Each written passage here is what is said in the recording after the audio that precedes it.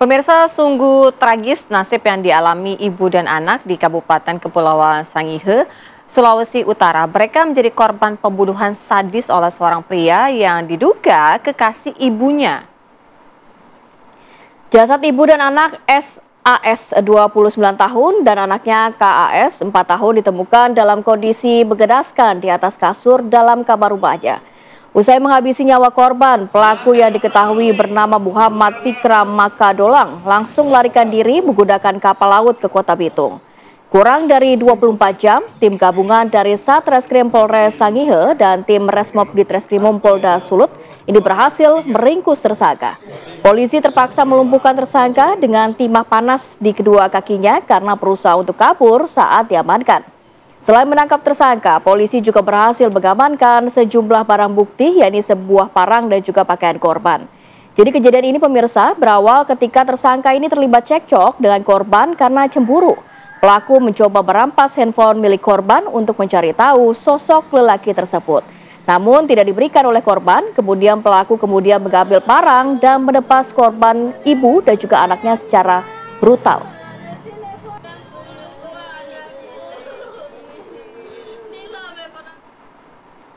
Untuk mendalami mengenai kasus ini, kita langsung bergabung dengan AKBP Abdul Kholik, Kapolres Kepulauan Sangihe, Sulawesi Utara. Selamat pagi. Assalamualaikum, Pak Kapolres. Selamat pagi, Mbak. Shalom. Ya. Baik, terima kasih waktunya Pak Kapolres. Ini mengenai kasus ini dan pihak kepolisian juga sudah mengamankan pelaku tidak sampai 24 jam begitu ya.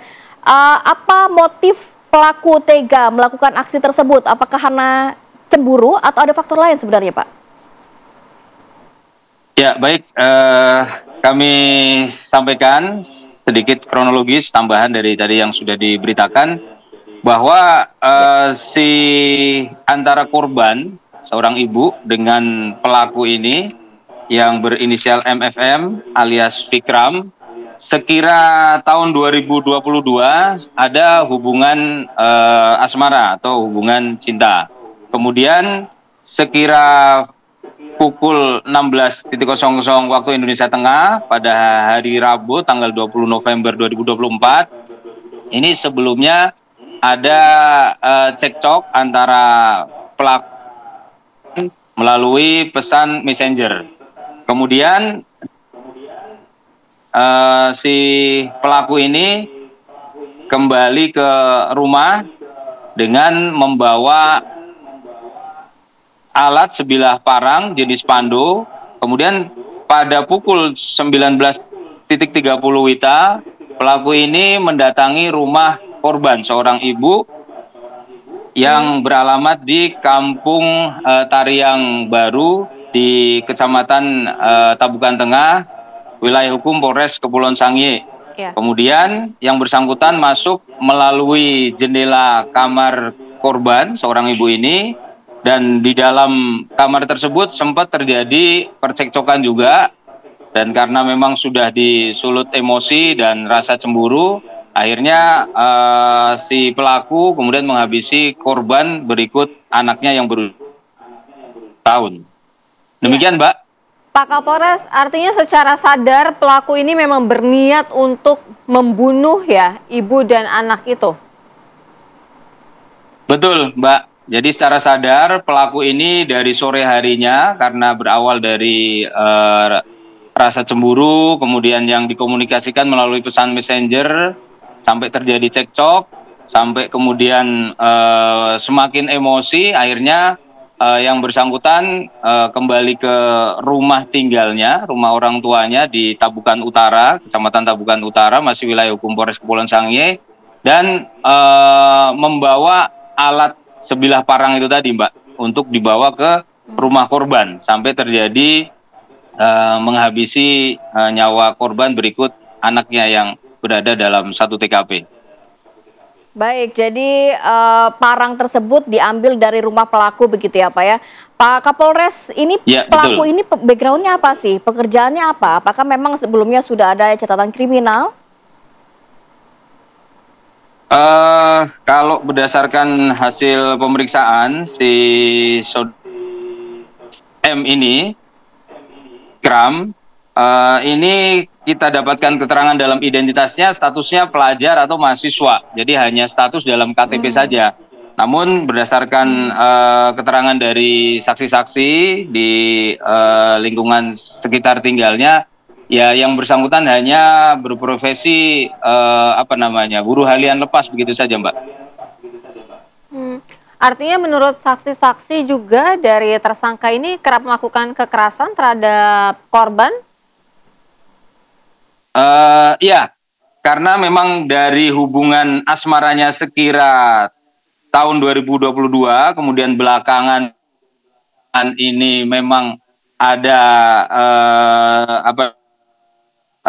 merasa cemburu karena diduga si korban ini ada hubungan dengan pria lain, sehingga memang beberapa bulan terakhir ada cekcok sampai yang bersangkutan si korban ini memang beberapa kali memang sempat dianiaya juga, Mbak.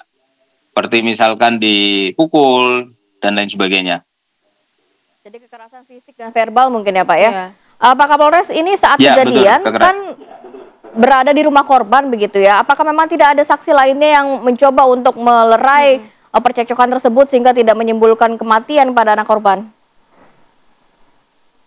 Ya, jadi dari hasil pemeriksaan saksi-saksi bahwa pada saat kejadian sekitar pukul 20.00 waktu Indonesia Tengah, itu memang di dalam rumah ibu tersebut sebagai korban dan juga anaknya yang memang istirahat di dalam rumah, Mbak. Memang dalam rumah tersebut ada tinggal pamannya dari si korban ini, dari si ibu ini.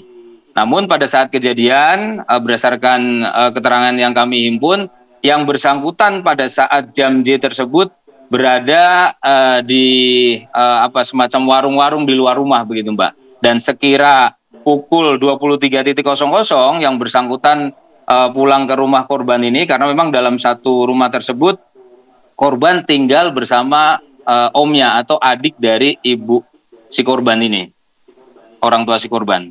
Demikian, Mbak. Ya, dari pengakuan tersangka, apa yang membuat tersangka juga terlepas begitu emosinya hingga membabi buta membunuh anak korban juga begitu? Dari hasil keterangan yang kita dapatkan, tersulut emosi, Mbak. Emosi karena memang cemburu. Baik, lantas pasal berlapis yang kabarnya dikenakan kepada pelaku ya, Pak, dan ancaman hukumannya seperti apa?